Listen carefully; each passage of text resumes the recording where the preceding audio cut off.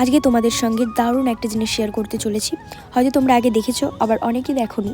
আজ অনেক দিন পর এই গাছটাকে পেয়ে আমার ছোটোবেলার স্মৃতি মনে পড়ে যাচ্ছে। আমি ছোটোবেলায় এই গাছগুলো যেখানেই পেতাম না কেন, সেখানেই পাতা ভেঙে আমি বাবল ফোলাতে শুরু করে দিতাম। কারণ এই গাছগুলো সব জায়গায় পাওয়া যায় না, ভীষণ রেয়ার। তো অনেক দিন পর আজকে এই গাছটা পেয়ে আমি প্রচণ্ড পরিমাণে খুশি। আর দেখো, আমি মনের আনন্দে বেলুন ফুলিয়েই যাচ্ছি। তো এটার একটা টেকনিক আছে, সবাই ফোলাতে পারে না, যারা জানে না তারা ফোলাতে পারবে না।